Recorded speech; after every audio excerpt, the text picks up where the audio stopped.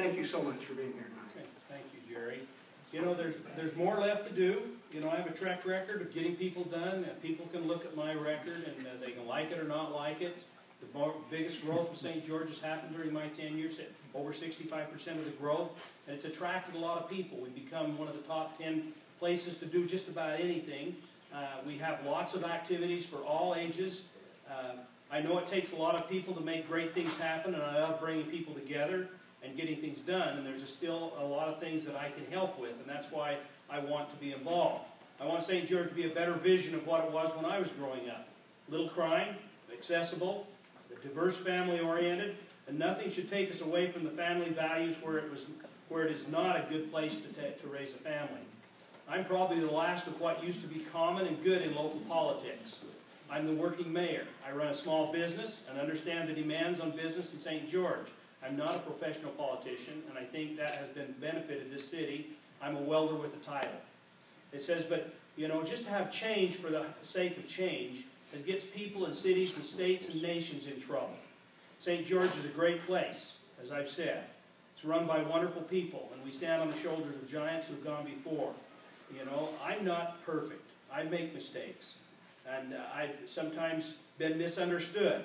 But believe me, I built a career on bringing people together, and we are together with the people that we sometimes that we work in fixing and getting things fixed.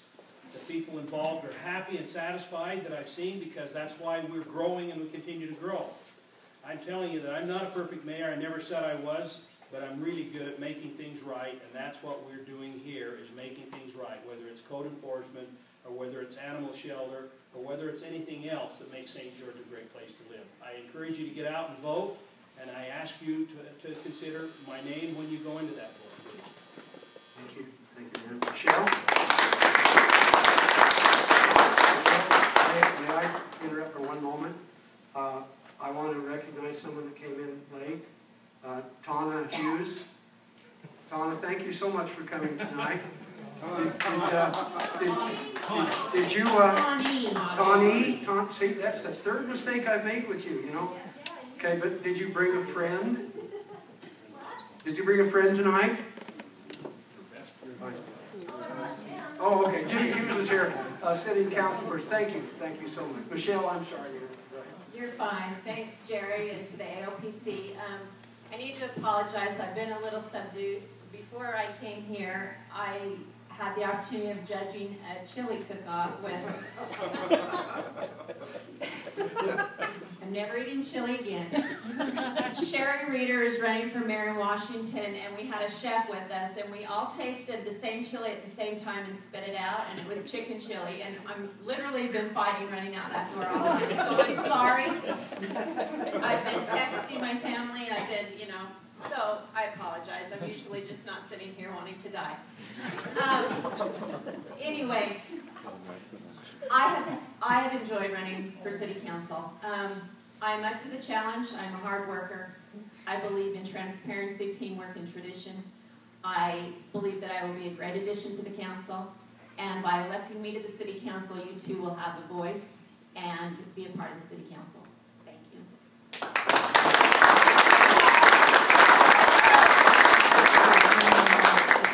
This is the opportune time to say something good. I want to say something good about the city, but before I do that, I need to recognize my wife when I think of something good. I wouldn't be here without my wife, Karen. Thank you for all that. We need to recognize, for all the discussions we have, all these criticisms that we may have and concerns that we may have that we find troubling, we need to acknowledge the fact that we have a wonderful city. This is a wonderful place to live. It's been managed well for many, many years. And regardless of who's elected mayor, whether it's Dan or whether it's John, things are going to move forward. All the major projects that we have on the table are going to be completed. We'll be able to act. So we need to recognize the accomplishment of the past and the traditions and things that we hold dear that have led us to where we're at, and we need to move on anew. Now's the time. The big issue that was raised tonight was to listen. Listen to the people and be able to hear, not just listen, and to act. And that's what I want to put forward. I I want to be able to have priorities set, effective planning, and to follow up on that, we have to have accountability. And you have accountability through transparency, and that's establishing commissions that are made up of citizens from various groups, various religions, and individual citizens, including the youth. We're missing our youth. That's one of the biggest things we're starting to lose, and that's why our Constitution is in jeopardy today. We need to include them. That's why we need to have boards like an airport board. We need to have a water and energy board. We need to have a human relations commission that will make up of all these different variations of our community. And we need to have a code enforcement board to review constantly the ordinances and how they're affected. And it's not just Fourth Amendment rights. It's sometimes simply good interpersonal relations that our employees need to have when they deal with the public at large. So I want to thank you for being here. I want to ask for your support. And I want you to know that St. George is going to continue to grow and develop, and it will get even better than what it is now. But most certainly we're grateful to those that have served us in the past, and we want to recognize them and give them credit for what's been accomplished. So we can do more, we will do more. And I ask you to vote for me on November 5th. Thank you.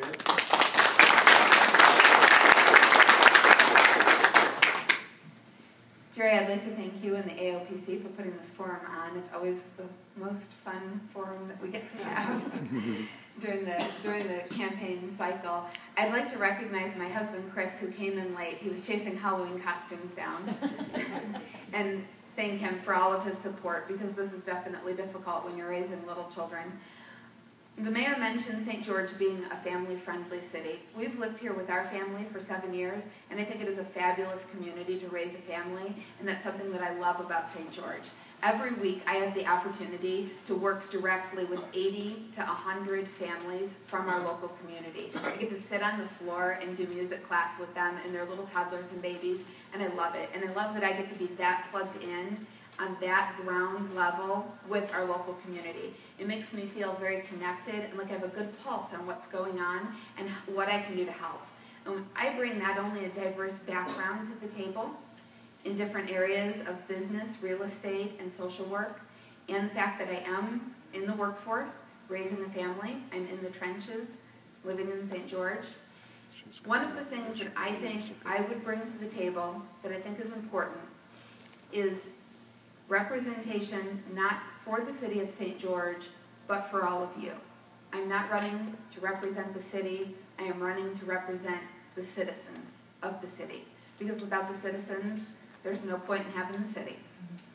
So I'm asking for your vote on November 5th, and thank you all for turning out tonight.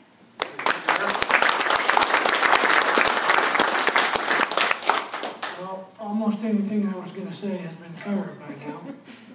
But one of the strong things that I do want to mention, even though it's been mentioned, we did not become the great city that we are by having scoundrels run the city. We've had great leaders. We've had great heads of departments. We've had great workers out there working, trying to make this a better city. And I personally thank all of those who've given their time to do that in the past. The two or three things that I think I can bring to the table is I'm very reasonable. I'm able to listen to both sides of the story and see where there can be some common ground. I'm, of course, a person who listens. My wife does not agree with that, but I do listen. And then I have common sense that I think we need sometimes, to just look at things as the common man would look at them and come up with some solutions. Thank you. I appreciate your vote on Tuesday. Thank you.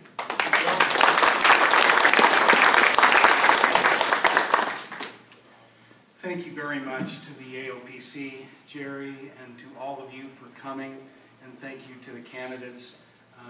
This is, I believe, our last public appearance together and a forum like this. And you know, we do have sometimes differences of opinion, and you know, that's what it's all about, right? I mean, we're not all the same person. We're going to have different thoughts and ideas, but I really enjoy each person seated to my left across the board. I love being a part of this, and so I appreciate people really keeping things, I think, pretty professional throughout the campaign for the most part. Well, to me, folks, it's about time. I believe it's time to listen better and in more creative ways. I believe it's time to boost our planning, to establish a mission statement, to establish a vision about where we want to be out there even farther into the future, maybe 20 years in the future. I believe it's time that we have a set of values that you know what they are and we know what they are, and we live by them as not just the elected officials but all of our city employees, so that you can know what to expect from us when you deal with us. Things like integrity, mutual respect, customer service, accountability, just some ideas. I think we need to set those. And it's time to set a true strategic plan that encompasses all that we do, not just our land planning, not just zoning, but all that we do, so that you know and you can hold us again accountable. Those things can change and be fluid, but they need to be there so that it's a guideline and you can know what we're doing. And it's time to focus on business and education. Making it a pleasure to do business here will bring more businesses and help the businesses here expand. We need to be advocating for education, including Dixie State University, Dixie Applied Technical College, and our K through 12. And these things will help. They will help attract new and higher tech and other sophisticated employers that will help raise the incomes. And a rising tide, as they say, lifts all boats. It's time, I believe, for all these things. And I hope you feel it's time to vote for John Pike for mayor on Tuesday. Thank you.